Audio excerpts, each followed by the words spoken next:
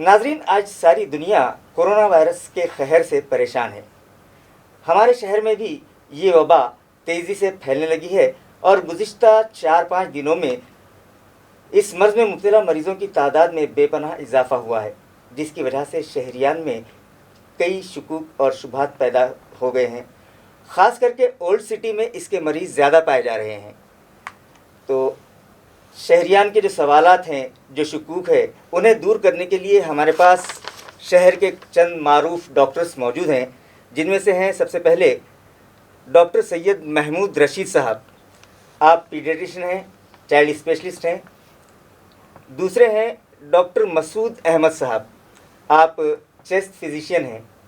और तीसरे जो हमारे मेहमान हैं वो हैं डॉक्टर अब्दुल वहीद ख़ान साहब, आप भी पीडियाट्रिशियन हैं। तो सबसे पहले हम शुरुआत यहाँ से करते हैं कि ये नोवल कोरोना वायरस है क्या? तो देखिए, corona viruses it is a family of viruses. एक मिनट, कोरोना वायरस जो है वो हमारे लिए कोई नया नहीं है। इसके पहले भी मतलब इंसानों में और जानवरों में इससे कई इन्फेक्शन हुए हैं।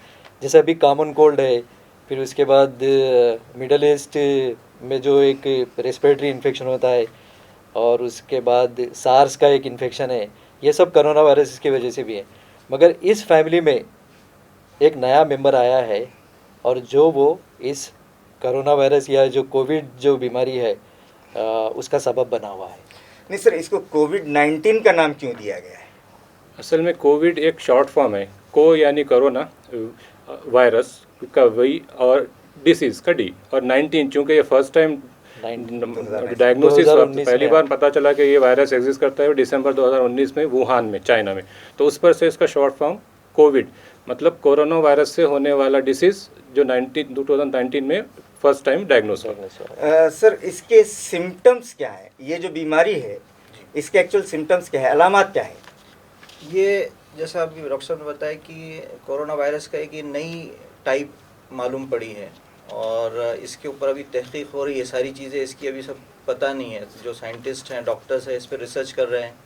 और इसमें अलामत जो अभी तक सामने आ रही हैं, अक्सर जो है लोगों के अंदर में जो है बुखार है और नज़ला है, खांसी है। ये आम तौर से ये अलामतें मिलती हैं। और जिन लोगों को जो है इसके अंदर सीवियर इन्फेक्शन होता है तो सांस की तकलीफ़ ये कॉमनली उनमें नज़र आती है। लेकिन ये चीज़ें फ़िक्स नहीं हैं। बहुत सारे पेशेंट्स ऐसे भी हैं जिनको जो है कोई अलामत ना भी हो, जिनको असिम्टोमेटिक पेशेंट, ज़्यादातर पेशेंट 80% जो पेशेंट है वो असिम्टोमेटिक है, या फिर उनमें बहुत ही माइल्ड सिम्टम्स है। माइल्ड सिम्टम्स में हल्का बुखार है, फिर उसके बाद गले में खराश है, फिर हल्की खांसी है, सर्दी है, छींके, और कभी कभी कुछ लोगों में है ना लूज मोशंस भी पाए जाते हैं। तो ये 80% पेशेंट में है ना, तो ऐसे अलामत होते हैं। इसके बाद एक 15% पेशेंट में थोड़े से ज़्यादा सिम्टम होते हैं। बुखार का तेज़ आना, सांस में तकलीफ़ होना, खांसी शिद्दत की होना, और फिर ऐसे लोगों का हॉस्पिटलाइजेशन बहुत ज़रूरी होता है और उनका ट्रीटमेंट एक्टिव होना बहुत ज़रूरी है। और इसके अलावा 5% जो पेशेंट है वो क्रिटिकल होते हैं, और ऐसे ही पेशेंट में अमवात वाक़ होते हैं। नहीं सर, जैसा भी आप ये बता रहे हैं कि इसकी जो अलामत है कि भाई गले में खराश होना, छींके आना, सीने में तकलीफ़ होना या लूज मोशन होना, ये अलामत तो दूसरी बीमारियों में भी है। जैसे कि आपके जो है, तो आप निमोनिया लेंगे तो उसमें भी तकरीबन यही अलामतें होती है, या दमा का जो पेशेंट है उसको भी तकरीबन यही अलामत होती है, और दूसरी जो वायरल इन्फेक्शंस वगैरह होते हैं उसमें भी यही अलामत। लेकिन फिर हम कैसे ये पहचान लें कि भाई ये जो है तो कोरोना वायरस की से मुतासिर है? सिर्फ क्लिनिकली पहचानना तो मुश्किल है। अभी तक अपन क्या करते हैं, जो पेशेंट ये है जिनमें सर्दी खांसी है, तेज़ बुखार है, बहुत ज़्यादा वीकनेस महसूस हो रही है सांस में, तो ये तो चूँकि ये वबा फैल चुकी है, और अगर उस पर्टिकुलर पेशेंट में हिस्ट्री ऑफ ट्रैवल है ऐसी जगह पे जहाँ पे बहुत ज़्यादा मरीज थे, शुरुआत में तो था कि आप चाइना से आए या कोई कंट्री से आए और आप में ये है, तो आप पे शक होता, और आपका टेस्ट करने पर जब पॉजिटिव आया तो फिर आप है, अदरवाइज़ आप 14 दिन क्वारंटाइन में रहिए, आपको कुछ प्रॉब्लम है घर पर जाइए। लेकिन अब चूँकि ये थर्ड स्टेज में नहीं आया गवर्नमेंट बताती है, लेकिन एक स्टेज ऐसी भी आएगी कि जब किसी को भी जब सर्दी खांसी जुकाम तेज़ बुखार, तो आपको शक कर उसका टेस्ट करना पड़ेगा। और ख़ास तौर पे जब आपको हिस्ट्री ऑफ कांटेक्ट ऐसे पेशेंट से जो पॉजिटिव था, आप उनके कांटेक्ट में आए। नहीं तो इसके टेस्ट क्या है और वो जो टेस्ट है कितने रिलायबल है, उसके ऊपर हम उसकी रिपोर्ट्स पर कितना भरोसा कर सकते हैं? इसमें जो है अभी जो हमारे पास औरंगाबाद में और दूसरी जगहों पे जो टेस्ट हो रहा है, तो वो वायरस का आरएनए पीसीआर किया जा रहा है, जिसके अंदर में जो है उसकी रिलायबिलिटी काफ़ी अच्छी है, लेकिन उसमें सैंपल कहाँ से लिया जाता है उसके ऊपर बहुत कुछ डिपेंड करता है। सबसे अच्छा जिसमें रिज़ल्ट पॉजिटिव आता है वो है ब्रोंकियोअल्वियोलर लवाज, जो लंग्स के अंदर से लिया जाता है, लेकिन वो लेना आसान काम नहीं है वो। अभी हमारे पास में जो लिया जाता है वो नेजोफेरेंजियल सैंपल लिया जाता है या फेरेंजियल लिया जाता है, तो इसमें भी जो है 32% से लेके 70% तक पॉजिटिव आने के चांसेस है। तो इसका मतलब यह है कि कुछ पेशेंट्स में सैंपल लेने के बाद पेशेंट पॉजिटिव रहने के बाद में भी शायद रिपोर्ट नेगेटिव आए, लेकिन उसके लिए हमको उसका रिपीट टेस्ट करने की ज़रूरत रहती है। ये टेस्ट को कम से कम 6 घंटे से 24 घंटे लगते हैं रिजल्ट्स आने के लिए, जो हमारे पास औरंगाबाद घाटी में उसके लिए स्पेशल लैब बनी है, और NIV पूना में भी जो है उसका जो है सेंटर है WHO का। दूसरा एक जो टेस्ट के बारे में काफ़ी पेपर में आ रहा है, किट्स के बारे में आ रहा है, चाइना से आ रही है, वो एंटीबॉडी रैपिड टेस्टिंग किट्स है, लेकिन ये इसकी टेस्टिंग जो है वो 7 दिन के बाद ही पॉजिटिव आती है, उससे पहले इसको हम कर नहीं सकते। हालांकि उसका थोड़ा कॉस्ट कम है, रिजल्ट्स फास्ट आते हैं, 2 घंटे 4 घंटे में भी आ जाते हैं, लेकिन ये अभी हमारे पास में ये नहीं हो किया जा रहा है। जिसकी ज़्यादा चांसेस है करेक्ट आने के वो टेस्ट हमारे पास हो रहा है, जिसके ऊपर हम भरोसा कर सकते हैं। लेकिन कभी कभी शुरुआती ये टेस्ट नेगेटिव हो सकता है, हमको उसका सेकेंड सैंपल चेक करने की ज़रूरत होती है। सर इसके जैसे सेकंड सैंपल लेने के लिए कितना वक्फा होना चाहिए? जैसे पहला सैंपल आज ले लिया गया, आज मानिए कि पॉजिटिव आ गया, तो कितने दिन के बाद उसका हमने दोबारा सैंपल लेना चाहिए? नहीं, पॉजिटिव आने के बाद तो सैंपल लेने की ज़रूरत ही नहीं है, क्योंकि वो तो डिक्लेयर हो गया कि वो जो पेशेंट है वो इससे सफ़र हो रहा। अगर निगेटिव हो रहा पेशेंट और वो किसी मतलब कोविड पेशेंट के कांटेक्ट में था, तो उसका दूसरा सैंपल 5 दिन के बाद लेते फिर उसके। तो कांटेक्ट आने के बाद में उसका सैंपल 5 दिन के बाद लेना कंपलसरी है, ज़रूरी है। अगर समझो पहला निगेटिव आया तो जी नहीं, सैंपल कब लेना है? अगर समझे किसी पेशेंट को कोविड डायग्नोस हो चुका है और आप उससे कांटेक्ट में आ चुके हैं, तो आपको सेम डे सैंपल लेना है नहीं है, कम से कम 5 दिन रुकना है, 5 या 6वें दिन आप उसका सैंपल लेना है, क्योंकि इससे पहले तो आपका पॉजिटिव आना भी नहीं है। सर इसका ट्रीटमेंट क्या है? जैसा मान लीजिए कि कोई जो है तो अगर कोविड-19 के लिए पॉजिटिव आ रहा है, तो उसके लिए भी हमारे पास में ट्रीटमेंट क्या है, वैक्सीन क्या है? देखिए, जैसा अभी डिस्कस हुआ कि जितने पेशेंट पॉजिटिव आते हैं उसमें से 80% तो असिम्प्टोमेटिक है, यानी उनको कोई तकलीफ ही नहीं है, तो उनको कोई इलाज का सवाल ही पैदा नहीं होता। आप आपकी सेहत का ख्याल रखिए, अच्छी मुरागन ग़िज़ा खाइए, सेहत अफ़ज़ा ग़िज़ाएँ खाइए, वर्जिश कीजिए, एक्सरसाइज कीजिए, अपना ख्याल रखिए, लोगों से बचिए, आप दूसरों के कांटेक्ट में मत आइए। मतलब 80% लोगों में तो यही है। अब रही बात में 20%, उसमें 15% ऐसा है जिनको हॉस्पिटलाइज करना पड़ता है कि भाई इनको कुछ लगेगा, जैसे बुखार है, बुखार की दवा खाइए, आप डिहाइड्रेशन है, खा पी नहीं पा रहे तो आपको सलाइन लगेगी, आपको जो तकलीफ़ है, आपको निमोनिया डेवलप हो रहा है, तो वो सेकेंडरी बैक्टीरियल निमोनिया भी हो सकता है, तो एंटीबायोटिक दी जाएगी आपको। और इसके अलावा कुछ नए ड्रग्स ट्रायल स्टेज में हैं, लेकिन किसी का स्टैंडर्ड रिकमेंडेशन नहीं है कि भाई आपको ये दवा लेना ही है या ये दवा देना, जिसको जैसा लगता है तो वो ट्रायल स्टेज में कुछ एंटीवायरल, कुछ रेट्रोवायरल ड्रग्स ट्राई कर रहे हैं। कुछ लोगों ने हाइड्रोक्सीक्लोरोक्विन ट्राई किया, शुरुआत में अच्छे रिजल्ट आए, बाद में मालूम हुआ कि वो ज़्यादा काम की नहीं है। तो ये अभी क्योंकि बिल्कुल नई बीमारी है और उसका एग्जैक्ट ट्रीटमेंट किसी को मालूम नहीं, ये सब अभी उसका सपोर्टिव ट्रीटमेंट है, कोई इसका स्पेसिफिक ट्रीटमेंट नहीं है, मेन सपोर्टिव ट्रीटमेंट। बाकी जो दवाएं हैं वो सब अभी अंडर ट्रायल हैं, और ऐसी उसमें कोई ऐसी दवा नहीं है जिससे उसकी शर्तिया बीमारी हो।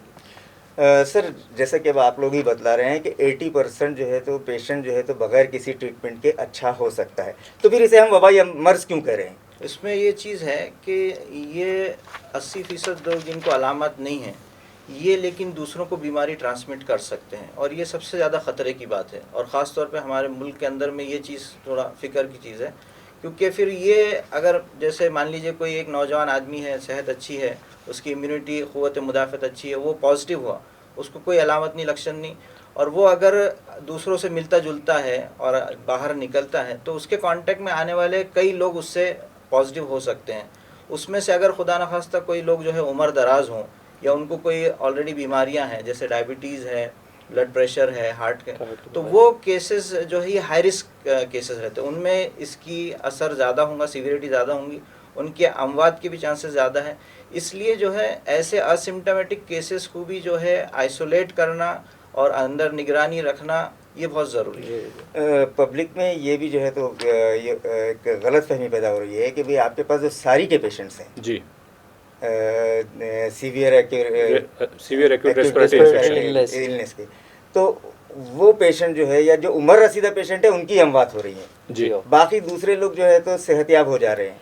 नहीं, मगर ये ऐसा ज़रूरी नहीं है, ये तो ठीक है, ये ट्रेंड है, मगर वर्ल्ड वाइड अगर देखा गया तो ये जो कोरोना वायरस है, ये कोविड-19 की जो बीमारी है ना, वो किसी एज को नहीं बख्शी, हर उम्र के डेथ ये तो तो हर लोग, उम्र के हाँ, लोगों लोगों में में हुए है। ये तो फॉर्चुनेटली हमारे ये अच्छी है, हमारी किस्मत अच्छी है, ये बोलिए कि कम से कम नौजवान जो तबका है अभी तक काफ़ी हद तक अमवात से बचा हुआ है या सीवियर इलनेस से बचा हुआ है। नहीं, नौजवानों में डेथ्स नहीं हुए ऐसा भी नहीं, अपने हुए इंडिया हैं। में भी कई नौजवान 20 साल 30 साल के लोगों में डेथ्स हुई हैं।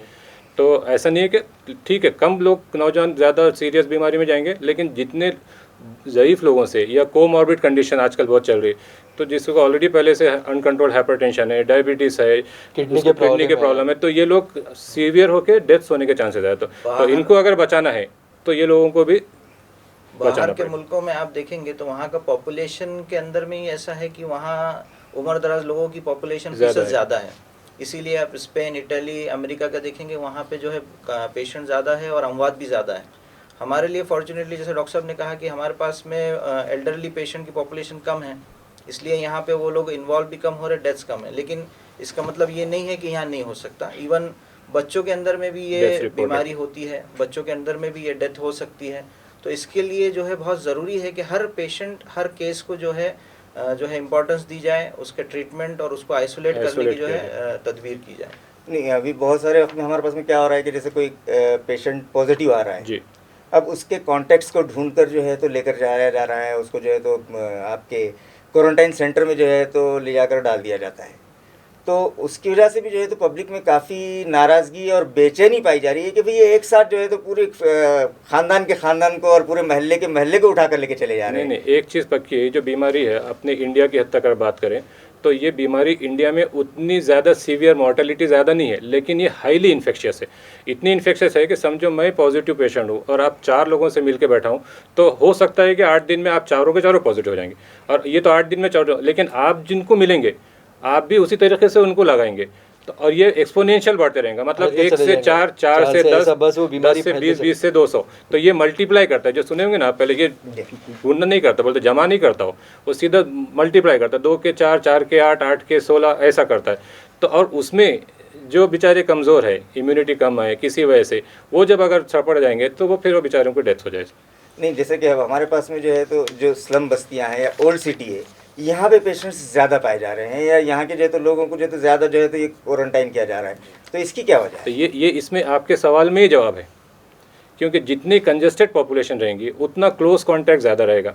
जितनी देखिए, दूर दूर एक तो पब्लिक कैसे है, घर छोटे छोटे हैं और उसमें लोग ज़्यादा है रहने वाले, ये एक वजह है। और इसके अलावा गलियां तंग है। अब जब ये जो लॉकडाउन शुरू हो गया तो सबको घर में बैठना है, मगर अब नौजवान बच्चे घर में तो बैठ नहीं सकते, वो क्या कर रहे हैं, बाहर आ जा रहे, बाहर आके आपस में गपशप चालू है, खेल रहे कर रहे। अब उसी में से किसी को इन्फेक्शन हो जा रहा, वो जाके घर में दे दे रहे, तो घर के जो बूढ़े लोग हैं वो इससे काफ़ी सफ़र हो रहे हैं। और अमवात भी अभी यहाँ पे औरंगाबाद में ख़ास तौर से ओल्ड एज। इन्हीं लोगों में पाई जा रही। और दूसरा और एक चीज़ है छोटे बच्चों का, छोटे बच्चों पे कोई ध्यान नहीं देता। बच्चे बाहर गली में से निकलते, ये घर से वो घर में, वो घर से वो घर में, वो मतलब वो बच्चे फिरते रहते। तो जिस तरीके से बच्चे एक बहुत बड़ा सोर्स है दूसरों को फैलाने इन्फेक्शन का। करने का। और इसके साथ साथ जो लोग घर, बूढ़े जो लोग हैं, उनको चाहिए कि वो किसी भी वजह से घर के बाहर ना निकले। घर के बाहर तरकारी लाने के वास्ते, पानी लेने के वास्ते, दवा लेने के वास्ते, चाहे वो लॉकडाउन पीरियड हो या ओपन पीरियड हो, बिल्कुल निकलना नहीं चाहिए। ओपन पीरियड में जो जाएगा घर के जवान जाएंगे, हाँ, बच्चे भी नहीं जाएंगे, बूढ़े भी नहीं जाएंगे। ये करना चाहिए उनको। और दूसरा, बूढ़ों को ख़ास तौर से उनके जो दूसरे बीमारियां हैं, जैसे डायबिटीज़ है, किडनी की बीमारी है, हार्ट की बीमारी है, उसको पूरी तरीके से तवज्जो देना। कंट्रोल में रखना चाहिए, तवज्जो देना चाहिए, डॉक्टरों से बराबर राब्ता कायम करना चाहिए। इसमें जो आप सवाल कर रहे हैं कि भाई पूरी जो है ख़ानदान को, अड़ोस पड़ोस को लेके चले जा रहे, उठा ले रहे, ये हमारे पास अक्सर Word यूज़ use किया है, जा रहा जी। है। तो मेरे लगता है कि इसको इस तरीके से नहीं देखना चाहिए, बल्कि ये हमारी जो है सेफ्टी के लिए है, और जो है पूरी कम्युनिटी और पूरे शहर की सेफ्टी के लिए है कि हर एक पेशेंट और उसके कांटेक्ट में जितने लोग आए हैं वो सबको जो है ट्रेस किया जाए, उनका टेस्ट किया जाए, और उनको 14 दिन कम से कम जो है आइसोलेट किया जाए, ताकि उनका हम सैंपल देख सके कि 2 उनके सैंपल निगेटिव आ जाए तो फिर वो निगेटिव है। दूसरी चीज़ इसमें यह है, ये सवाल के लिए मैं इस पे बताना चाहूँगा कि ये बीमारी 2 तरीक़े से फैलती है।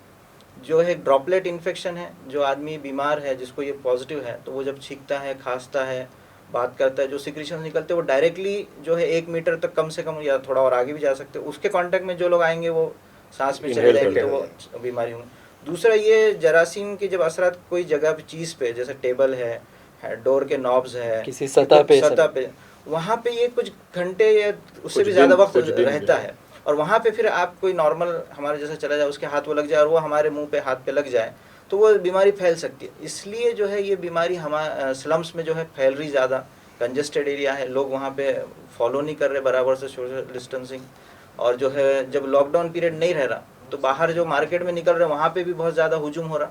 तो इसलिए जो है ये सारी चीज़ों की प्रिकॉशन लेना ज़रूरी है। इसको ऐसा नहीं सोचना चाहिए कि भाई ख़ानदान को लेके चले जा रहे हैं या उठा ले रहे हैं, बल्कि ये हमारी सेहत के लिए और पूरी कौम के लिए, पूरे मुल्क के लिए ज़रूरी है। तो देखा नाजरीन, डॉक्टर साहब ने आपको ये बताया है कि ये हमारी सेफ्टी के लिए है। हम लोग जो है तो इसको गलत फहमी में या कोई गलत कॉन्सेप्ट जो है तो हुकूमत के और इंतज़ामिया के ताल्लुक से ना रखें कि वो आप पर जुल्म और ज़्यादती कर रहे हैं। नहीं, बिल्कुल बिल्कुल नहीं है, ये आपकी सेफ्टी के लिए। मेरा तो मानना है अगर ये लॉकडाउन नहीं होता तो आज जो फिगर देख रहे हैं अपन औरंगाबाद में, तो इसके 10 टाइम्स ने 50% ज़्यादा होते थे, 50% ज़्यादा होते थे, अमवात भी उतनी होती थी, इन्फेक्शन। आप देखें इतना लॉकडाउन करने के बावजूद भी इतने तादाद बढ़ रही है। अगर ये लॉकडाउन नहीं किया जाता तो क्या हाल होते आप तस्वुर भी नहीं कर सकते। और इसको ये नज़र से भी नहीं सोचना चाहिए कि भाई ये फ़ला महल्ले में, फ़ला कम्युनिटी में, फ़ला एरिया में ज़्यादा हो रही, क्योंकि आप देखिए 212 ममालिक हैं पूरे दुनिया में जो इसकी चपेट में हैं। बड़े बड़े एडवांस कंट्रीज़ हैं जहाँ पे हर मेडिकल के एडवांस सारी चीज़ें, फिर भी वहाँ जो है केसेस हैं, वहाँ पे जो है अमवात हो रही है हज़ारों से, लाखों से। तो इसका मतलब ये है कि बीमारी कोई किसी के जो है कास्ट, कलर, कम्युनिटी ये नहीं देखती है, और वो किसी को भी हो सकती है। इसलिए ज़रूरी है कि हर एक जो है इसका प्रिकॉशंस ले। और ये लॉकडाउन की अहमियत की अगर मैं लोकल एग्जांपल अपने औरंगाबाद सिटी की ही दूँ, तो जहाँ जहाँ जो एरिया में लॉकडाउन का बहुत अच्छे तरीके से पालन हो रहा है, जहाँ पे लोग फॉलो कर रहे हैं, तो वहाँ पे बहुत कम कॉन्टैक्ट्स पॉजिटिव आ रहे हैं। उसकी मिसाल, पहला जो पेशेंट आया था N1 से, उनके काफ़ी आजू बाजू घर को टेस्ट किया गया, कोई लोग पॉजिटिव नहीं आए। आरिफ कॉलोनी में किया गया, वहाँ पे भी बहुत कम लोग पॉजिटिव आए, क्योंकि वो लोगों ने लॉकडाउन का बहुत अच्छे तरीके से फॉलो किया है। वही अगर देखा जाए तो कुछ एरिया का मैं जो तो नाम ले लिया, लेकिन लेना नहीं चाहता, कि आपको मालूम है कि वहाँ पे एक पॉजिटिव आया, लेकिन चूंकि वहाँ के लोगों में एक तो सोशल डिस्टेंसिंग का फॉलो नहीं किया, लॉकडाउन का फॉलो नहीं किया, शायद हैंड हाइजीन का भी, जो हाथ साबुन से धोना है, सैनिटाइजर, ये का भी यूज़ नहीं किया, तो वहाँ पे 8 दिन के अंदर 50-60 लोग पॉजिटिव आ गए। तो आप सिटी में देख सकते हैं कि लॉकडाउन की अहमियत क्या है। और लॉकडाउन बिल्कुल जहन में बिल्कुल मत रखिए कि आप पे जुल्म है, ये आपकी जान बचाने के लिए, आपकी कम्युनिटी की, आपकी कौम की, और आपके शहर की, और आपके मुल्क की। क्योंकि एक जरासीम जो शुरू होगा आपसे शुरू होगा, वो आपके महल्ले में जाएगा, आपके एरिया में जाएगा, सिटी में जाएगा, स्टेट में जाएगा, और पूरे मुल्क में जाएगा। ये तो आप देख चुके हैं। और हर एक को अपने घर के बुज़ुर्गों का भी ख़ास तौर से ख्याल रखना चाहिए, क्योंकि सफ़रर वही ज़्यादा है, उनमें ज़्यादा है तो सीवियरिटी इन्फेक्शन की पाई जा रही है। और नौजवान क्योंकि असिम्टोमेटिक है, वो तो फिरते रहते, मगर वो फिर के जो इन्फेक्शन है वो अपने घर पे लेके जा रहे हैं और घर पे अपने बुज़ुर्गों को इन्फेक्ट कर दे। डॉक्टर साहब, इसके जब ट्रीटमेंट की बात करें तो यहाँ पे हमारे पास में 2 टाइप का होता है, एक क्वारंटाइन का कुछ बतलाते हैं और कुछ आइसोलेशन बतलाते हैं। जी। तो ये आइसोलेशन या आइसोलेटेड वार्ड क्या है, क्वारंटाइन सेंटर क्या है, इसमें क्या फ़र्क है और किस तरीके से यहाँ पे ट्रीटमेंट किया जाता है? क्वारंटाइन कैसा है कि समझे कोई एक पेशेंट कोविड पॉजिटिव आया है और उसके कांटेक्ट हिस्ट्री लिए कि भाई क्लोज कांटेक्ट कितने थे, वो लोग भले से अभी कोई प्रॉब्लम नहीं है उनको, लेकिन वो चूँकि कांटेक्ट में आए, इनके पॉजिटिव होने के चांसेस ज़्यादा है। तो इससे पहले कि वो पॉजिटिव होकर दूसरों को लगाए, ये सब लोगों को एक अलग सेपरेट किया जाता है कि भाई जो आम लोगों से जो कभी कोई पेशेंट से कांटेक्ट में, उनसे अलग रहें, ताकि अगर इनमें कुछ सिम्टम हो तो उनका टेस्ट पॉजिटिव आया तो फिर उनको अलग से अपन ट्रीटमेंट दें या कुछ करें। रही बात आइसोलेशन की, तो जो पेशेंट पॉजिटिव आ चुका है तो उसको तो आपको सेपरेट ही लगना है, नॉर्मल लोगों से भी और क्या बोलते हैं जो कांटेक्ट में आए थे उनसे भी, तो इसको आइसोलेशन कहा जाएगा। जो डिसीज पेशेंट है जिनमें पॉजिटिव आ गया उनको जब आप सेपरेट रखेंगे, बिल्कुल कम्युनिटी से सब हर चीज़ की फॉलो करेंगे, तो वो है आइसोलेशन। और जो कांटेक्ट में आया लेकिन उसको कोई सिम्टम्स नहीं है और वो पॉजिटिव भी नहीं है, तो उसको वो पॉजिटिव नहीं होना या पॉजिटिव होने के बाद दूसरों को नहीं लगाना, जो सेपरेट रखेंगे तो वो क्वारंटाइन। तो ये उसको क्वारंटाइन कब तक रखा जाना चाहिए? जैसे कांटेक्ट पर्सन है, एक पेशेंट है, उसके कांटेक्ट में मैं आ गया, लेकिन मेरा जो है तो समझिए सैंपल निगेटिव आया, जी हो, तो मैं कितने दिन तक एहतियात बरतना चाहिए? मुझे क्वारंटाइन कितने दिन तक रहना चाहिए? एक उसका कैसा, कोई टाइम एक तो लिमिट? आप आज कांटेक्ट में आए, आपका टेस्ट तो इमीडिएट सेकेंड डे या फर्स्ट डे नहीं होगा, वो 5 दिन बाद होगा। 5 दिन के बाद निगेटिव भी आया तो इसका मतलब ये नहीं कि आपको कोरोना वायरस नहीं लगा है, आपको अभी भी चांसेस है, क्योंकि कोरोना वायरस ऐसा है, आज आप कांटेक्ट में आते हैं तो आपको बीमारी आज नहीं होगी, उसका पीरियड है 1 से 14 दिन, 14 दिन तक। नॉर्मली 5 दिन के बाद। तो आप 14 दिन में कभी भी पॉजिटिव हो सकते हैं, और पॉजिटिव होने के बाद फिर वो रिस्क है कि आप पॉजिटिव होंगे, फिर जब मालूम होगा जब तक तो आप ऑलरेडी 8-10 लोगों से कांटेक्ट में आ चुके होंगे, तो फिर उनको ट्रेस करते बैठना। तो कम से कम आपको 14 दिन क्वारंटाइन में रहना है। आपका टेस्ट होगा, लास्ट जब टेस्ट होगा जो निगेटिव रहेगा तो भाई आप कोरोना फ्री है, आपको कोरोना हुआ नहीं, आप फ्री है। 2 टेस्ट उसमें करते हैं, 2 टेस्ट निगेटिव आने के बाद में फिर वो उसको जो है निगेटिव कंसिडर करके फिर आइसोलेशन को ख़त्म करते हैं। जैसे अभी म्यूनसिपल कमिश्नर ने एक नया फार्मूला स्टार्ट किया, लोगों के अंदर जो गलत फहमियाँ हो रही थी कि भाई क्वारंटाइन सेंटर में ले जाकर जो है तो जमा कर दे रहे हैं, वहाँ कोई सहूलतें नहीं हैं, इंतजामात नहीं हैं, ऐसे इस किस्म के जो ब्लेम्स हो रहे थे, तो उसके बाद में म्यूनसिपल एडमिनिस्ट्रेटर आस्तिक कुमार साहब ने जो है तो परसों के दिन ही ये फैसला किया है कि भाई जो कॉन्टैक्ट पर्सनस हैं उनका जो है तो जो सैंपल है या उनकी जो टेस्टिंग है वो उनके ही मकान के पास ही कर ली जाएगी और उनको उनके ही घर में छोड़ दिया जाएगा, क्वारंटाइन कर दिया जाएगा। ये जैसा अभी हमारा शुरू से बात चल रही कि नई बीमारी है, सारी चीज़ें अभी इवॉल्व हो रही, तो ट्रीटमेंट और बाकी चीज़ों में भी हर एक चीज़ नई नई चीज़ देखकर आ रही है सामने। तो पहले शुरुआती जो गाइडलाइंस थे उसमें था कि हर एक पेशेंट को जो है फैसिलिटी आइसोलेट किया जाएगा, लेकिन अभी जब हम देख रहे हैं कि ज़्यादातर असिम्प्टोमेटिक केसेस है, तो इसलिए ये गाइडलाइंस चेंज हो रही हैं और ये इससे हम लोग फ़ायदा उठा सकते हैं। हॉस्पिटल्स के ताल्लुक से भी जैसे गाइडलाइंस अभी चेंज हुई कि अगर कहीं पॉजिटिव पेशेंट आता है तो पहले पूरा हॉस्पिटल जो है 14 डेज तक क्लोज कर दिया था। अभी उन्होंने ये किया कि भाई वो जहाँ पे कांटेक्ट में है उतने हिस्से को 24 आवर्स, या अगर मल्टीपल जगह आया है तो पूरा हॉस्पिटल 24 आवर्स के लिए जो स्टॉप करके फिर रीस्टार्ट कर सकते हैं। जैसे कि अभी कमिश्नर साहब ने बताया कि होम क्वारंटाइन करना है। होम क्वारंटाइन लेकिन कैसा है, हर किसी को नहीं कर सकते। जैसा अपने पास जो है एक घर में 4-5 लोग हैं, वही बात, एक घर में 4-5 लोग हैं, वो कैसा करेगा? होम क्वारंटाइन सिर्फ उन लोगों के लिए है जिनके पास वो कुशादा मकान कुशादा है, उसको सेपरेट अलग कमरा, टॉयलेट, बाथरूम है जहाँ से वो बाहर अंदर आना जाना नहीं कर सकता।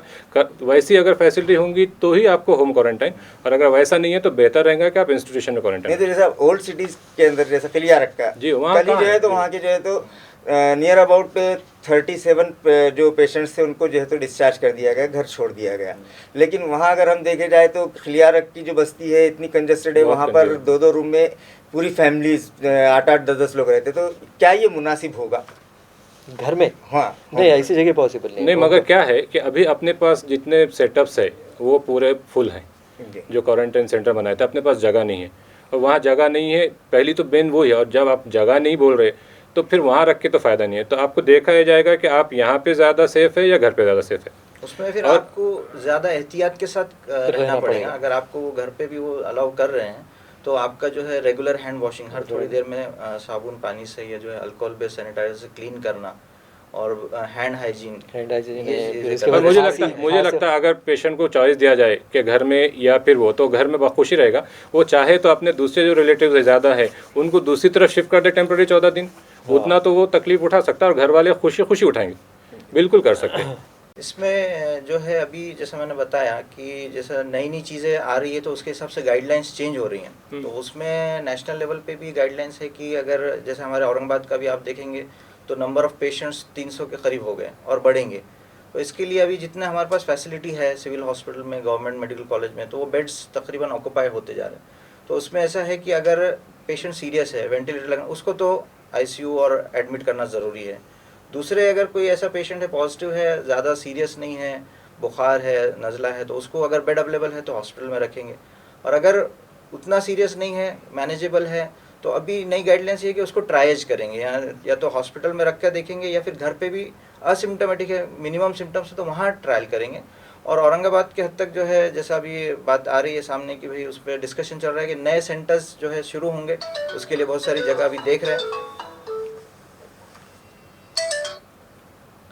तो इसमें हो सकता है कि नई फैसिलिटीज़ अभी नए सेंटर्स बढ़ जाए तो फिर उसके हिसाब से इसके ऊपर डिसीजन लिया जाएगा। डॉक्टर साहब, ये जो वबाई अमराज है, हमेशा हर दौर में जो है तो कोई ना कोई बीमारियां फैलती रहती हैं, जी आती रहती हैं जी। तो हम लोग तो समझिए आका नामदार हज़रत मोहम्मद मुस्तफ़ा सल्लल्लाहु अलैहि वसल्लम के पैरोकार हैं। इस्लाम ने भी जो है तो कई जो है तो इस ताल्लुक़ से जो है तो गाइडलाइन की होगी, तो वबाई अमराज के ताल्लुक़ से इस्लाम में क्या गाइडलाइन है? बहुत अच्छा सवाल आपने किया। ख़ास तौर पे जो है, जो एरिया में ओल्ड सिटी में जो है काफ़ी पेशेंट्स आ रहे हैं, अभी रमज़ान का महीना भी चल रहा है, लोगों के अंदर उसकी वजह से भी ज़रा शक शुबात है, तरावी के वगैरह मसाइल चल रहे हैं। तो मैंने भी थोड़ा सा उसकी स्टडी किया और कुछ चीज़ें मालूम किया उलमाए किराम से। तो सबसे बुनियादी चीज़ जो वबाई अमराज के एतबार से है कि अहादीस के अंदर में ताउन एक वबा के तौर पे सहाबा के ज़माने में मिलती है, तो जिसके बारे में जो है हदीस के अंदर में आता है, जो बुखारी शरीफ के सही में है, जिसका हदीस नंबर है 5729, कि अगर आपको मालूम हो जाए कि किसी जगह वबा निकली हुई है तो आप वहाँ पे दाखिल ना हो, और अगर आप जहाँ हैं उस जगह वबा निकल ली है तो आप वहाँ से भागो मत, बल्कि आप वहीं रहो। ये इतनी इम्पॉर्टेंट हदीस है और 1400 साल पहले अल्लाह के नबी सल्लल्लाहु अलैहि वसल्लम ने हमको बताया। और ये बेसिक जो है आइसोलेशन क्वारंटाइन का एक कॉन्सेप्ट वहीं से है। तो ये आज के उसमें भी ये अप्लाई होता है, लॉकडाउन और क्वारंटाइन, कि भाई अगर आपके पास वबा निकली, आप यहाँ से कहीं जाएंगे तो दूसरों को फैला देंगे। दूसरी चीज़ एक और मेरे मुताले में आई कि अगर कहीं वबा निकली हुई है और वो शख्स जो है उसके ऊपर तकदीर पे यकीन रखते हुए वहाँ पे जो है दूसरों की हिफाजत के ज़रिए से वहीं पे बैठा रहे, कहीं बाहर ना निकले, अपने घर में जो है उस अपने आप को बंद कर ले, तो फरमाया कि उसको जो है शहीद का सवाब मिलेगा। और तीसरी चीज़ ये है कि रमज़ान के एतबार से लोग मस्जिद अभी बंद की गई है इंतज़ामिया की तरफ से, वहाँ पे गर्दी करने के लिए मना किया गया है। तो हदीस के अंदर में ये बात मिलती है कि अल्लाह के नबी सल्लल्लाहु अलैहि वसल्लम फरमाया कि मेरे को 5 चीज़ों से जो है मुमताज़ किया गया दूसरी उम्मतों से, दूसरे नबियों से। उसमें एक ख़ास बात ये बताएगी कि पूरी ज़मीन, पूरी दुनिया जो है मेरे लिए जाए नमाज बनाएगी नमाज की जगह। तो हम घर में अपनी फैमिली के साथ में जो है सोशल डिस्टेंसिंग के साथ नमाज़ पढ़ सकते हैं। इसके वजह से क्या होगा कि हमको कोई दूसरी बीमारी नहीं लगेगी और हमारे ज़रिए से दूसरों को किसी को तकलीफ़ नहीं होगी। और एक आखिरी जो है हदीस जो मैं कोट करना चाहूँगा, अक्सर बचपन में हम पढ़ते अत्तहुर शत्रुल ईमान, कि पाकी आधा ईमान है, साफ़ सफाई जो है आधा ईमान। तो ये जो हमको कहा जा रहा है कि भाई बार बार साबुन पानी से हाथ धो, सैनिटाइजर, ये एक पाकी की चीज़ें हैं जो रोज़ाना हमने करनी चाहिए। हम 5 वक्त नमाज़ पढ़ते हैं, नवाफिल पढ़ते हैं तो 6-7 बार, तो जो वज़ू करते हैं तो ये एक सफाई का ज़रिया है। उससे पहले हम ऐसा कर ले कि साबुन पानी से हाथ धो ले या सैनिटाइज़र से। तो इस तरीक़े से हम जो है हम देखेंगे कि ये जो गाइडलाइंस है इस्लाम की, ये हमको जो है ये वबाई अमराज में भी, ऐसे माहौल में भी जो है एक हिम्मत देती है और एक डायरेक्शन देती है कि हम किस तरीके से अपने को फॉलो कर सकते हैं और बीमारी से ख़ुद को भी और दूसरों को भी महफूज रख सकते हैं। अच्छा डॉक्टर साहब, ये जो बीमारी है, ये जो बीमारी फैली हुई है, ये जो वबा है, इसका कोई एक पीरियड है कि कब तक ख़त्म होगी? एक अंदाज़ा लगाया जा सकता है कि ये यहाँ इसके समझिए फुल स्टॉप हो जाएगा? ये अभी अंदाज़ा लगाना काफ़ी मुश्किल काम है, क्योंकि लोगों का मानना है कि ये अब वबा जरासीम अपने दुनिया में आ चुके, इंसान में आ चुके। दुनिया में तो था होगा, अपने को पता नहीं कौन से जानवर से अपने पास आया, लेकिन ये लोगों का मानना है कि काफ़ी दिन चलेगा। कुछ लोग बोलते 6 महीने, कुछ बोलते 2 साल 3 साल। और अब एक चीज़ आपको याद हो गई कि आज से 8-9 साल पहले स्वाइन फ्लू आया था, तो लोगों को लगता था अब ख़त्म हो जाएगा, ख़त्म हो जाएगा। स्वाइन फ्लू का हाल ये है कि अभी भी कोई पेशेंट जो अटिपिकल निमोनिया बोल के जब पेशेंट आता है, बहुत सांस में तकलीफ होती है, उसका टेस्ट कराया तो स्वाइन टेस्ट फ्लू का टेस्ट पॉजिटिव आता है।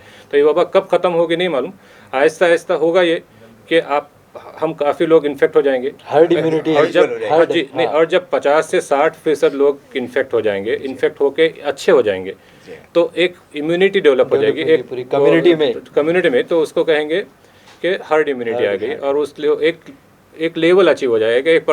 ये बीमारी से ये दिनों में पर्टिकुलर, जैसा आप देखते हैं कि इन्फ्लुएंजा है, ये सीजनल वेरिएशन होता है कि सर्दी के सीज़न में इन्फ्लुएंजा बढ़ जाता है, बाद में कम। तो हो सकता है कि आगे चल के ऐसी होगा कि कोरोना के कुछ सीज़न में पेशेंट बढ़ जाए फिर कम हो जाए, और उसमें जो वीकर है उन पर थोड़ी सी मुसीबत है। तो इसमें कुछ जगहों पे जैसा डॉक्टर साहब ने बताया कि भाई जैसे ये 50-60% इन्वॉल्व होंगे जब जाएंगी, तो कुछ मुल्कों वालों ने उसको जो है ये किया कि भाई ओपन रख दिया जाए सारी चीज़ें, लॉकडाउन नहीं किया।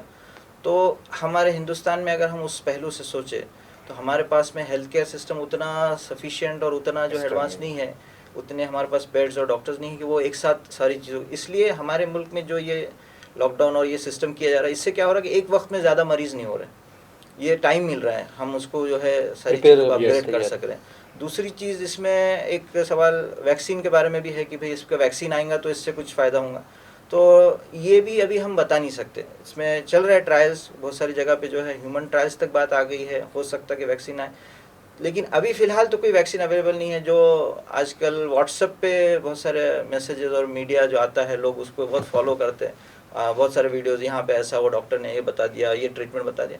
तो हमको चाहिए कि हम जो है ये व्हाट्सएप मीडिया की न्यूज़ के ऊपर जो है भरोसा ना करें।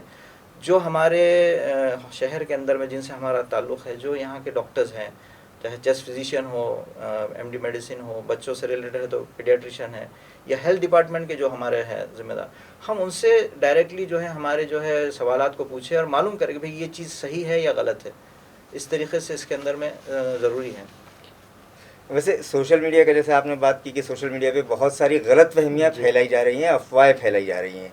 नहीं, इससे क्या होगा कि लोग कंफ्यूज हो गए कि किसको माने किसको नहीं माने, और उतना आसान है ना सोशल मीडिया, किसी के पास से बिना तहकीक का फॉरवर्ड कर दो, वो समझता है कि भाई ये आदमी ने फॉरवर्ड किया, ये तो पढ़ा लिखा है, ये तो सही होगा, फिर दूसरा कुछ डालता। तो बेहतर है कि सोशल मीडिया की न्यूज़ पे ध्यान ना दें, गवर्नमेंट की ऑफिशियल साइट्स, गवर्नमेंट के ऑफिशियल न्यूज़ चैनल्स और गवर्नमेंट के ऑफिशियल डॉक्टर्स और अपॉइंटेड जो है उनकी उस पर ज़्यादा भरोसा किया जाए, इंतजामिया के अनाउंसमेंट ज़्यादा भरोसा किया जाए बनिस्बत इनके।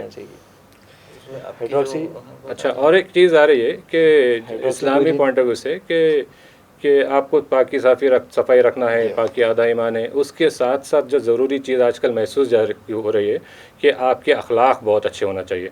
देखा जा रहा है कि हेल्थ अमला, गवर्नमेंट अमला आपके बचाव के लिए आपके पास आ रहा है, आप ताकि आप इन्फेक्ट ना हो, आपकी वजह से दूसरों को ना लगे, आप कोई सीरियस ना हो। तो आपके लोगों का बर्ताव गवर्नमेंट से लोगों से या पुलिस के से या डॉक्टर से या उनसे बहुत ही गैर जिम्मेदाराना है। आप आपका बर्ताव अच्छा रखें। अगर आपको कोई शेर काटने आ रहा है और कोई आके वो आदमी जो है वो शेर को रोकता है कि भाई आप पे हमला ना करे, और आप उल्टा वो आदमी को डांट रहे कि भाई तू मेरे को पास क्यों आया, मैं खुद बच जाता, तो ये इसमें क्या अक्लमंदी। तो आपके अखलाक सुधारना बहुत ज़रूरी है। हुजूर की हदीस है कि जिसके अखलाक अच्छे नहीं है वो मोमिन नहीं है।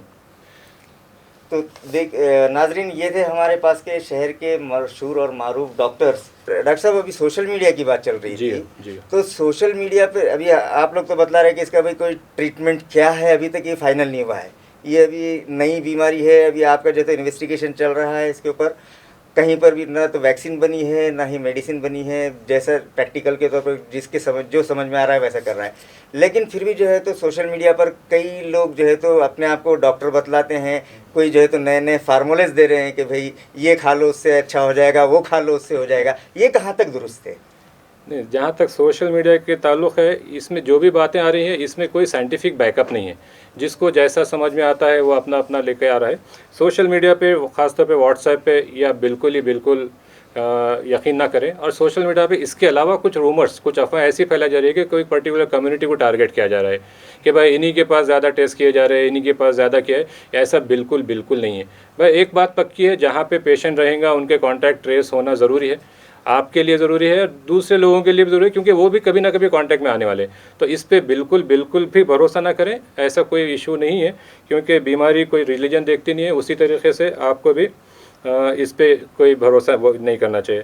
रही बात सोशल मीडिया पे जो आ रहे हैं, उसमें काफ़ी और चीज़ें आ रही हैं कि भाई हर चीज़, हर मुल्क में अलग अलग जो है। मेरे पास कुछ लिस्ट है जिसमें क्या क्या चीज़ें चल रही हैं। कोई तो बोलता है कि आपके सूप में काली मिर्च मिला के पियो तो उससे कोरोना नहीं होगा, ये बिल्कुल गलत है। फिर कुछ लोगों का कहना है कि भाई ये कोविड डिसीज़ जो है हाउस फ्लाई, मक्खी या मच्छर से भी हो सकता है, ये बिल्कुल सरासर है, ऐसा कोई भी प्रूफ नहीं मिला है कि मच्छर या मक्खी से हो सकता है। फिर कुछ लोगों का है कि ड्रिंकिंग मिथेनॉल, इथेनॉल शराब, अल्कोहल, ये पीने से आपको कोरोना, ये तो बिल्कुल ही गलत है, उल्टा ये डेंजरस है, आपकी जान भी जा सकती है। तीसरा और आया था कि बहुत चला कि भाई आपके जिस्म पे जरासीम कुछ दवाओं का, जैसा ये सैनिटाइज़र का छिड़काव किया जाए तो आपको कोरोना नहीं होगा, ये तो बिल्कुल ही गलत है, क्योंकि इससे आपको कोई फ़ायदा नहीं होगा, उल्टा आपकी आँखों पे, स्किन पे इरिटेशन होगा, आपको दूसरी बीमारियाँ लायक हो जाएंगी। जो जरासीम ऑलरेडी आपके जिस्म में दाखिल हो चुके हैं, वो ऊपर से कितना भी सैनिटाइज़र में छिनको या आप डुबकी लगाओ, आपको कोई फ़र्क नहीं पड़ेगा। फिर कुछ वो थे कि ये पहले बहुत चल रहा था कि भाई हमारे पास टेम्परेचर ज़्यादा है तो शायद ये कोरोना वायरस नहीं होगा, लेकिन ये देखा गया है कि बहुत से कंट्रीज़ में जहाँ पे टेम्परेचर बहुत ज़्यादा है, ह्यूमिडिटी ज़्यादा है, वहाँ पे भी कोरोना उतना ही तेज़ी से फैल रहा है। तीसरा और कुछ आता है कि सूरज की रोशनी में खड़े होने से और 25 डिग्री टेम्परेचर के ऊपर रहने से आपके जरासीम मर जाएंगे, ये भी बिल्कुल सरासर गलत है। और कुछ आ रहे हैं कि हैंड ड्रायर्स, लोग अपना अपना दिमाग यूज़ करते हैं, उनको लगा गर्मी से मरता है तो हैंड ड्रायर से गर्म हवा आती है, हैंड ड्रायर से अगर आप हाथ ड्राई कर लेंगे तो शायद कोरोना वायरस मर जाएगा, ये भी बिल्कुल गलत है, ऐसा इसका कोई प्रूफ नहीं है। और कुछ आते हैं कि अल्ट्रा वायलेट राइज, ये सब मैं जो निकाला हूँ ये सोशल मीडिया में चल रहे हैं, उसमें से अल्ट्रा वायलेट रेज कुछ लोग लाते हैं, तो ये तो साइंटिफिक एडवाइस है कि अल्ट्रा वायलेट लाइट आपके हाथ और ये सैनिटाइज करने के लिए बिल्कुल ना यूज़ किया जाए। और एक बहुत इंपॉर्टेंट क्वेश्चन है, जो बहुत इंपॉर्टेंट मीन्स लोगों को लगेगा कि बिल्कुल अजब है, कि ये थर्मल स्कैनर जो यूज़ कर रहे हैं या दूर से जो टेम्परेचर देख के मालूम कर रहे हैं, ये कोरोना के डायग्नोसिस में कितना काम का है? ये कोरोना की डायग्नोसिस में बिल्कुल ही काम का नहीं है, क्योंकि ये क्या बताता है आपको, सिर्फ आपको बुखार है या नहीं है तो कितना है। तो शुरुआत में जो बाहर से लोग आ रहे थे, बाय एयरपोर्ट ये आ रहे थे, तो एक रफ स्कैनिंग बोल के मेथड यूज़ हुआ। आज के स्टेटस में उसका ज़्यादा अहमियत नहीं है, खाली इतना ही है कि आपको बुखार है, जैसा आप क्वारंटाइन में हैं तो आप रोज़ टेम्परेचर देखिए, आपको बुखार आए तो इमीडिएट रिपोर्ट कीजिए, आपका उसके सब पे एक्शन ले जाएगा। लेकिन थर्मल स्कैनर, सिर्फ थर्मल स्कैनर कोरोना की डायग्नोसिस के लिए कुछ ज़्यादा काम की नहीं है। कुछ ये चल रहा है कि वैक्सीन, निमोनिया के वैक्सीन लेने से आपको कुछ बचाव होगा क्या? निमोनिया के वैक्सीन अवेलेबल है आजकल, लेकिन वो उससे कोरोना मर्ज होने से तो नहीं बच सकेंगे, लेकिन अगर किसी को कोरोना होता है और आपने निमोनिया का इंजेक्शन लिया तो उसको सेकेंडरी इन्फेक्शन होने के चांसेस कम है, आपको उससे फ़ायदा होगा, लेकिन कोरोना से बचाव उससे मुमकिन नहीं है। वैसे अपने पास चल रहा था कि लहसुन खाने से, लहसुन अपने को मालूम है कि साइंटिफिक भी है कि इसमें कुछ एंटीसेप्टिक प्रॉपर्टीज़ हैं, लेकिन इसकी कोई स्टडीज़ नहीं हुई कि भाई इससे आपको बचाव होता है या नहीं होता है। अगर आप आपके लिमिटेड उसमें खाते हैं तो कोई मजाक नहीं है, लेकिन उससे कोई उसके भरोसे पे आप कुछ बैठ नहीं सकते, मैं तो खा रहा हूँ मेरे को नहीं होगा, ऐसा बिल्कुल नहीं है। नहीं जी डॉक्टर साहब, ये जो चीज़ें बतलाई जा रही हैं, जैसे कुछ लोग बतलाते हैं कि भाई आप जो है तो थोड़ा सा गर्म पानी के गरारे कर लीजिए, गले की खराश वगैरह कम हो जाए। नहीं, ये सब बेसलेस है, साइंटिफिक इसके कोई स्टडीज़ नहीं है कि भाई आपने ऐसा करने से कितना फ़र्क पड़ता है। इतना पक्का है कि आपको अगर कॉमन कोल्ड भी हो जाए, सर्दी जुकाम भी हो जाए और आप गर्म पानी गरा करते हो, आपको सिम्टोमेटिक रिलीफ तो होगा, आपको बेहतर लगेगा, आपके सिम्टम्स कम होंगे, खांसी कम होगी, आपको बेचैनी कम होगी, निकलने में तकलीफ कम होगी। लेकिन कोरोना वायरस बीमारी से अच्छे होने में या प्रिवेंशन में इसका कोई रोल नहीं। मतलब जरासीम आपके पास है ही नहीं और आप सिर्फ गरारे किए जा रहे हैं, तो क्या फ़ायदा है उसका? नहीं तो फिर इसके लिए हमको क्या करना चाहिए? बहुत सारे वक्त में अभी हमारे पास में ऐसा हो रहा है कि कोरोना वायरस का खौफ इतना ज़्यादा है कि कई प्राइवेट प्रैक्टिशनर्स अपने दवाखाने बंद करके बैठे हुए हैं। उसमें गवर्नमेंट की तरफ से भी जो है ये डायरेक्टिव्स है कि अभी जो अलामतें कोरोना की है वो जनरल हॉस्पिटल्स में वो चेक के लिए नहीं जा रहा है, ताकि हर पेशेंट मालूम हुए कि ये कोरोना के सिम्टम्स है या नहीं है। इसके लिए जो है गवर्नमेंट ने अपने शहर में भी जो है मुख्तलिफ़ जगहों पे जो है इसके फ़ीवर क्लिनिक शुरू किए। तो जिन लोगों को जो है बुखार है, सर्दी खांसी है, सांस में तकलीफ़ है, या जो है वो सफ़र करके आए हैं या किसी कांटेक्ट के पॉजिटिव के कांटेक्ट में आए थे, तो उनके लिए जो है वहाँ पे जो है स्पेशल टाइमिंग में वो रखे गए, वहाँ वो चेकअप हो रहे हैं, ताकि जो है दूसरी जगह पे वो जाएंगे चेक करने जनरल हॉस्पिटल में। जैसे मान लो मेरे हॉस्पिटल में आ गए, मैंने उनको चेक किया और खुदा न खास्ता वो बाद में पॉजिटिव निकले, तो मेरे पास में जो दूसरे जनरल पेशेंट आए थे उनको भी रिस्क हो जाता। इसके लिए सेपरेट उनके लिए जो है इंतज़ाम किया गया है फ़ीवर क्लिनिक के नाम से, और अपने शहर में 8 से 10 अभी ये चल रहे हैं। और अभी अपने ओल्ड सिटी में जो है रोशन गेट के अंदर में जो है मोहसिन पहलवान दवाखाने के पास में जो एक लाइब्रेरी है, वहाँ पे जो है ये अभी स्टार्ट हुआ है। तो सुबह में 10 से 12 और दोपहर में 2 से 4 जो है टाइमिंग है। तो अपने इलाके में मैं ये आपके ज़रिए से बताना चाहूँगा तमाम आवाम को कि भाई जो भी हमारे घर में है जिनको बुखार सर्दी ज़ुकाम है, तो इसमें डरे नहीं कि भाई मेरे को बुखार हो गया तो टेस्ट करेंगे तो पॉजिटिव आ जाएंगे। तो ये टेस्ट से डरने की ज़रूरत नहीं है, आप बिला झिझक जाके आपकी अलामतें दिखाइए, हो सकता है कोई दूसरा नॉर्मल वायरल इन्फेक्शन हो, ज़्यादातर चांसेस तो है कि नॉर्मल रूटीन इन्फेक्शन ही होगा। अगर ज़रूरत है तो वहीं पे उसकी टेस्ट की भी फैसिलिटी है, आपको कहीं और जाने की ज़रूरत नहीं है। और अगर वो पॉजिटिव आता है तो फिर उसका ट्रीटमेंट है, मगर वो आप कराएंगे तो आप भी जो है ख़तरे से बाहर निकलेंगे और दूसरों को भी वो ख़तरा नहीं होगा। तो ये थे हमारे डॉक्टर साहब। आखिरी हाँ। Take home message. प्रिवेंशन, ये हमारी तकरीबन बहस और तकरीबन जो है तो जो शुकूक शुबहात थे वो काफ़ी हद तक यहाँ पर ख़त्म हो गए होंगे। लेकिन मैं डॉक्टर साहब से ये पूछना चाहता हूँ कि आप आवाम को क्या सजेशन देना चाहेंगे, क्या पैगाम देना चाहेंगे एज ए मेडिकल प्रैक्टिशनर? देखिए, इसमें दो चीज़ें सबसे ज़्यादा इम्पोर्टेंट है। सबसे पहली बात है फ्रीक्वेंट हैंड वॉशिंग, बार बार आपका साबुन से या सैनिटाइज़र से हाथ साफ़ करना। और दूसरी चीज़ है सोशल डिस्टेंसिंग, ये बहुत इंपॉर्टेंट है। अब इसकी वजह ये है कि ये जो वायरस है, जो बीमारी जो फैलती है, वो किसी पेशेंट के खांसने से, छींकने से, उसके बात करने से या सांस लेने से जो ड्रॉपलेट इन्फेक्शन बाहर आते हैं, अगर वो सीधा सीधा किसी सेहतमंद इंसान के कांटेक्ट में आ जाएंगे तो उसको बीमारी होंगी, या फिर वही जो ड्रॉपलेट है वो किसी सतह पर जमा हो जाएंगे। जमा होने के बाद अब हाथ से तो हम लोग कई काम हमको करना पड़ता है, तो जैसे वो ड्रॉपलेट इन्फेक्शन अगर अपने कांटेक्ट में आ जाएंगे, कांटेक्ट में आने के बाद हम उसको अपने मुंह पे बार बार अपना हाथ जाता है, या तो मुंह पे हाथ रख देंगे या आँख साफ़ करने के लिए या नाक के ऊपर हाथ रखेंगे, तो ये जरासीम को अपने जिस्म के अंदर एंट्री मिल जाएंगी और फिर वहाँ से बीमारी शुरू हो जाएंगी। तो इसी वजह से आपको बार बार हाथ धोना है, और दूसरी बात कि आपको सोशल डिस्टेंसिंग रखने का है। ये दो चीज़ें हो गए। तीसरी चीज़, आपको अगर बीमारी के अलामात आप आज तकरीबन सब लोगों को मालूम है कि अगर आपको ऐसा लगे तो फौरी आप कोई भी क्लिनिक में जाइए, फीवर क्लिनिक में जाइए, जाके तो आपने डॉक्टर से रुजू हो जाइए और आपकी पूरी तहकीकात पूरी तरीके से करवा लीजिए। बच्चों को, ख़ास तौर से छोटे छोटे जो बच्चे हैं, उनको घर में ही संभालिए, क्योंकि ये बच्चे हर घर में घूम फिर के इधर से इन्फेक्शन उधर से इन्फेक्शन फिर आपके घर में ला के देंगे, उससे अपने बुज़ुर्ग सफ़र होंगे। बुज़ुर्गों को चाहिए कि वो सिर्फ अपने घर में ही बैठे रहें, किसी भी चीज़ के वास्ते बाहर ना निकलें, छोटी छोटी चीज़ों के वास्ते। और इसके साथ साथ वो अपनी जो दूसरे बीमारियां हैं, जैसे किडनी की बीमारी है, ब्लड प्रेशर है, डायबिटीज़ है, इसको पूरी तरीके से काबू में रखें अपने डॉक्टरों को मिलकर। ये बहुत ज़्यादा इम्पॉर्टेंट है। तो बेसिकली ये कुछ प्रिकॉशन है जिससे हम कोविड बीमारी से बच सकते हैं। तो देखा नाजरीन, इस मुबाहसे से ये बात निकल कर आई है कि कोरोना वायरस नामी बीमारी से बचाव का एक वाहिद इलाज है लॉकडाउन की पासदारी करना, लॉकडाउन पर सख्ती से अमल करना, घरों में रहना, बेवजह घर के बाहर न निकलना। और अगर वाकई आपको बहुत ज़्यादा कोई इमरजेंसी हो, निकलना हो, तो बूढ़ों और बच्चों को छोड़ करके नौजवान घर के बाहर निकले और जितनी जल्दी हो सके उतना अपना काम करें, सोशल डिस्टेंसिंग मेंटेन करें, एहतियात पूरी तरीके से करें, बाहर निकलते वक्त में चेहरे पर मास्क पहने, ताकि जो है तो आप किसी के ज़रिए कोई अगर आपके सामने पॉजिटिव पेशेंट आता है या उसके कोई इन्फेक्शन है तो वो आपको ना लग जाए और वो बीमारी आप घर में लेकर ना आए।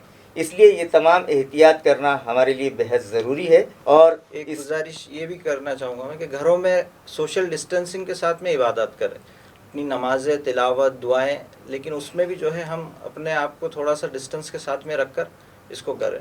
इस बीमारी से बचाव के लिए हमको भीड़ से बचना है, जिसके लिए हुकूमत ने ऑलरेडी जो है तो मजहबी तकारीब, समाजी तकारीब, स्कूल, मॉल, हर चीज़ बंद कर दी है, हर चीज़ पर पाबंदी है। और हम लोग जो है तो रमज़ान के महीने में भी हमारी इबादतें घर में ही कर रहे हैं। जैसे कि डॉक्टर साहब बतला रहे थे कि घर में भी अगर आप इबादत कर रहे हैं तो वहाँ पर भी आप जो है तो एक दूसरे के दरमियान में थोड़ा सा फासला मेंटेन रखिए, कम से कम 1 मीटर का फासला अगर रहे तो बेहतर रहेगा। और आजू बाजू वाले घर वालों को मत बुलाइए।